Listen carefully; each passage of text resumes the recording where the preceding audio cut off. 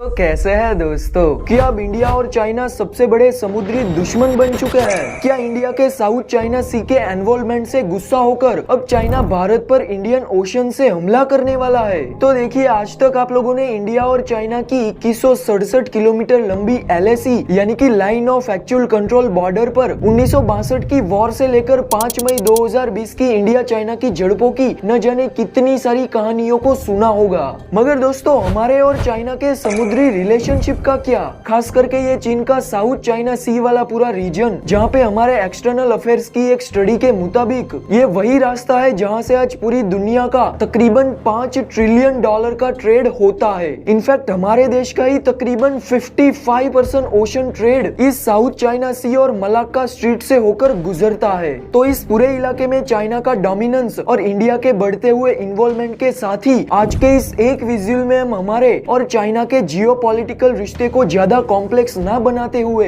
दोनों देशों के नेवल पावर और एक नए समुद्री डोमिनेंस को समझने की कोशिश करता है।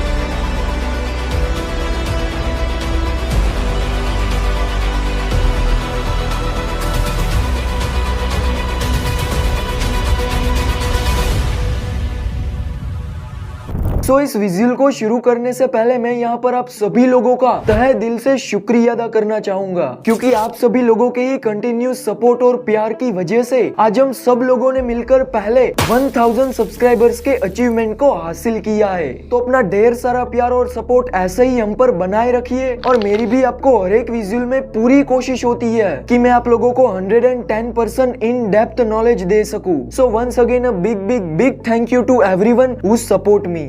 विजुअल पर वापस आते हैं। तो देखिए, आज दुनिया के सभी देश अपने एयर और ग्राउंड डिफेंस की तरह ही अपनी अपनी समुद्री ताकतों को भी पूरे जोर से बढ़ाने की कोशिशें कर रहे हैं, क्योंकि आप लोगों ने ये कहावत तो सुनी होगी कि अब दुनिया में तीसरा विश्व युद्ध सिर्फ और सिर्फ पानी की वजह से ही होगा। अब वो वजह पानी की हो या फिर पानी के अंदर की, वो तो देखने वाली बात होगी। मगर आज इन सभी तरीकों के समुद्री इलाकों को ज्यादा से ज्यादा अपनी बाउंड्री में एड आउट करने के लिए ये सभी देश अपनी पूरी जान लगा रहे हैं। और इसी के ही एक पार्ट के तौर पर ये दक्षिण चीन सागर यानी कि साउथ चाइना सी में पिछले कई सालों से खतरे की घंटियां बज रही है। तो इस पूरे इलाके का इंपोर्टेंस और खास करके इसमें इंडिया के एनवॉल्वमेंट के पूरे पॉइंट ऑफ व्यू के बारे में हम विजुअल में आगे बात करेंगे, लेकिन इसके लिए हमें सबसे पहले इस साउथ चाइना सी की कुछ इंपोर्टेंट बातों को समझना पड़ेगा। तो देखिए, अभी आपको इस नक्शे में जितना येलो कलर का पार्ट दिख रहा है वो पूरा एक वेस्टर्न पैसिफिक ओशन में फैला हुआ तकरीबन 35 लाख किलोमीटर का साउथ चाइना सी है, जो नॉर्थ में चाइना, वेस्ट में इंडो चाइनीज पेनिसुलिया, ईस्ट में ताइवान, फिलीपींस के आइसलैंड और साउथ में इंडोनेशियन बॉर्डर से घिरा हुआ है। तो कुल मिलाकर जितने भी देश इस साउथ सी पर अपना कंट्रोलिंग करने के लिए झगड़ रहे हैं, उन सभी देशों के नाम अभी आपको स्क्रीन पर दिख रहे होंगे।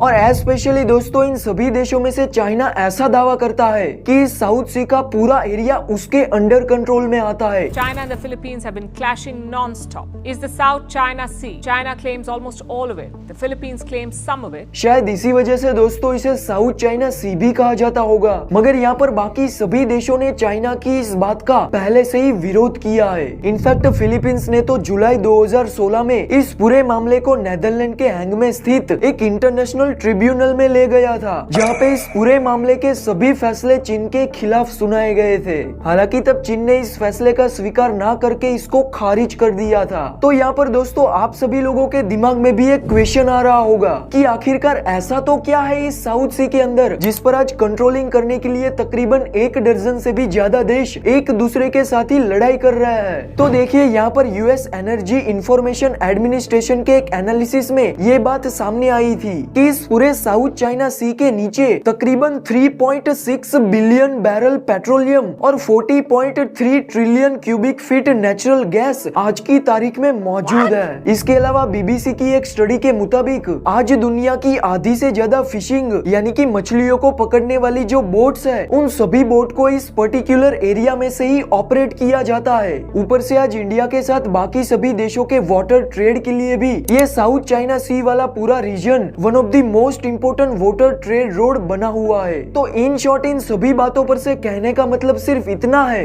कि इस पूरे एरिया में जिस भी किसी देश का कंट्रोलिंग होगा वो एक तरीके से इनडायरेक्टली पूरे वर्ल्ड के ग्लोबल ट्रेड पर इफेक्ट करेगा और इसीलिए यहाँ पर चाइना इस साउथ सी में अपनी ताकत को बढ़ाकर इस पर कंट्रोलिंग करना चाहता है। लेकिन जब भी दोस्तों इस तरीके के किसी भी जियोपॉलिटिकल वाद विवाद या फिर मुद्दे की बात आती है तो इसमें अमेरिका का इंपॉर्टेंस सबसे ज्यादा बढ़ जाता है। लोगों को इस पर्टिकुलर बात में ज्यादा दिलचस्पी होती है कि भैया अमेरिका किसकी ओर खड़ा हुआ है। और यहाँ पर इस वाटर ट्रेड में भी चाइना के साउथ सी के प्रेजेंस को कम करने के लिए अमेरिका ने यहाँ पर इनडायरेक्टली चाइना के कॉम्पिटिटर्स को हेल्प की है। और यही वो पर्टिकुलर टाइम होता है जब इंडिया इस पूरे साउथ चाइना सी के विवाद में एंटर होता है। जब मई 2019 में इंडियन नेवी ने पहली बार साउथ सी में अमेरिका, जापान और फिलीपींस की नेवियों के साथ साथ मिलकर ट्रेनिंग ली थी। फिर इसके बाद 2021 और मई 2023 में भी इसी तरीकों की ट्रेनिंग को दोहराया गया। और जब जून 2023 में इस साउथ सी में China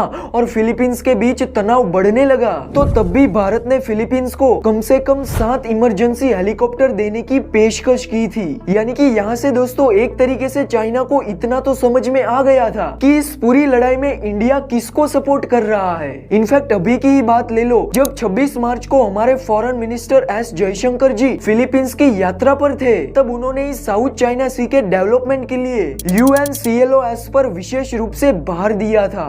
Clause 1982 is particularly important in that regard as the constitution of the seas. दरअसल यहाँ पर जो ये UNCLOS है उसका मतलब होता है कि United Nation Convention on the Law of the Sea, जिसे दिसंबर 1982 में पूरी दुनिया के सामने रखा गया था। और फिर 14 नवंबर 1994 के दिन ये दुनिया के तकरीबन 154 कंट्रीज पर लागू हो गया, जिसे आज समुद्र का संविधान यानी कि कॉन्स्टिट्यूशन ऑफ सी कहा जाता है। सो यहाँ पर जयशंकर जी ने भी यही कहा कि सभी देशों को आज की तारीख में UNCLOS यानी कि समुद्री संविधान का पालन करना चाहिए। मगर हमारे इस स्टेटमेंट पर चाइना का तुरंत रिप्लाई आता है कि देखो इस समुद्री विवाद के पूरे मुद्दे में इन दो पक्षों यानी कि चाइना और फिलीपींस के बीच में किसी तीसरे पक्ष यानी कि यहाँ पर भारत को हस्तक्षेप करने का कोई अधिकार नहीं है। मगर दोस्तों यहाँ पर साउथ चाइना सी के इतने इंपोर्टेंस के बाद भी अभी भी एक क्वेश्चन का आंसर तो अधूरा ही है कि आखिरकार भारत को साउथ चाइना सी से क्या लेना देना, जबकि हम तो इसके पूरे एरिया रडार से भी कई हजारों किलोमीटर दूर है। तो मोटे मोटे तौर पर यहाँ पर इसके पीछे की कुछ 3-4 वजह है जो अभी तक इंडिया के पॉइंट ऑफ व्यू से सामने आई है।